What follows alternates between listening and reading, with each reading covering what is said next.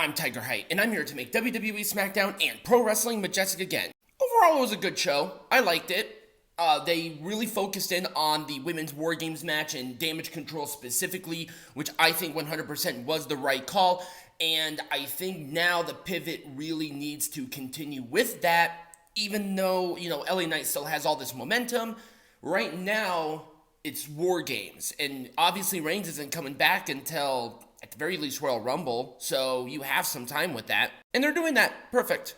So people need to calm down. It was a perfectly acceptable show. The crowd was super into a lot of it. There were some good segments, good matches. Let's get into it.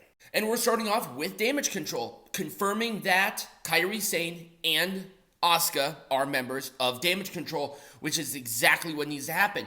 But not only that, Bayley seems almost to be the odd woman out despite her being the leader. She brought Damage Control together at SummerSlam a few years back. God, I can't believe it's been a few years. Good Lord, I'm old. Shotzi, Charlotte Flair, and Bianca Belair came out, but it didn't quite go over so well, and they need to find the fourth person to set up War Games. And Dakota Kai is still hurt, so obviously it's going to be a 4-on-4. I thought it was a perfectly acceptable and a good way to start off the show, and then they're going to revisit it in the main event segment. They set it up, they're going to continue it, it gives us time to breathe, so I'm quite happy with that, and it gets a full thumbs up.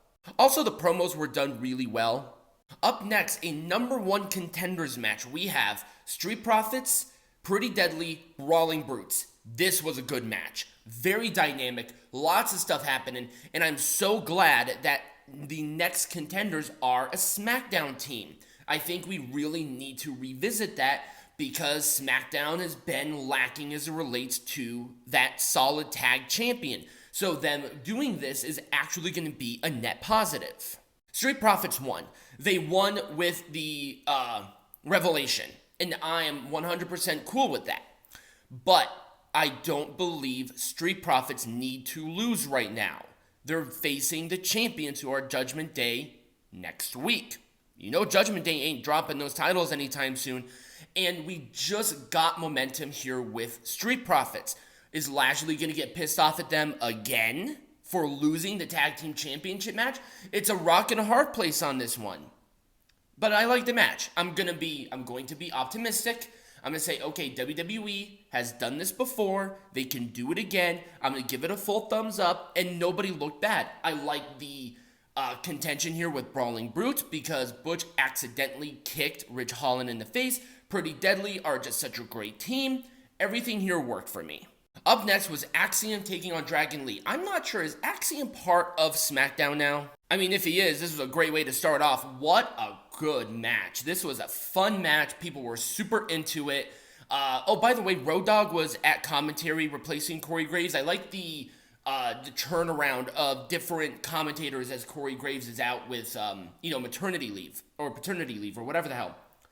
So there you go. And it was a destino for Dragon Lee to win. It gets a full thumbs up, and I'm just so stoked. Once again, here's Dragon Lee having a good match on SmackDown, and it's really going well for him here. We needed to know about this. Santos Escobar talking about why he betrayed Rey Mysterio. I loved this. He's back to his old Legado del Fantasma theme song, which is a great song, and goddamn, he did not cut corners. He literally said, I hope your leg gets amputated. Live on television, people are like, whoa, whoa, whoa, whoa, whoa. And I'm like, yeah, this is exactly what Santos needs. Zelina Vega came out, showing great goddamn emotion, slapping him in the face. The rest of LWO come out and say, hey, what the hell's going on with you? And Santos wanted them to stick with him, and they didn't. And he attacked both of them. They look like losers, so I don't know why you want to have them back on your side. They're losing again. 2-on-1 situation here. And then Carlito ran them off. I like this segment. Full thumbs up. Here is Grayson Waller and Cameron Grimes in a match. It was fine. It was just kind of there, to be honest with you. It just never really got the legs that I think it should have, and it was the flipping Unprettier for the win. I'll give it an Orange Cassidy thumbs up. They worked hard. Bloodline segment. It's exactly what you would expect. Talked about John Cena. It was fine. LA Knight came out. We went right into the match. And Jimmy Uso, LA Knight, by the way, this was I thought it was the main event, but it wasn't. LA Knight talked to them, had the match. It was fine, to be honest with you. I've seen better. Jimmy Uso continuing to look like a dork. BFT for the win. I'll give both of them together an Orange Cassidy thumbs up. And then there was a post-match attack by the Bloodline until Cody Rhodes came out. Okay.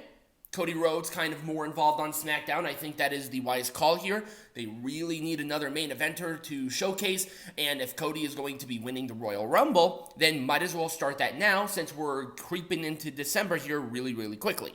Main event segment.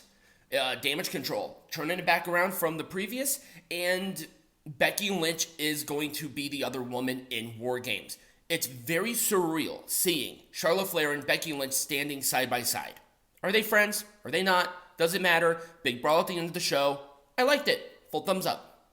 And that was SmackDown. Let me know what you thought about not only my review, but SmackDown in the comments down below or right over here next to me. Subscribe to the channel, become a patron, get hats. All of that great stuff will be in the bio or in the description. And as always, be majestic.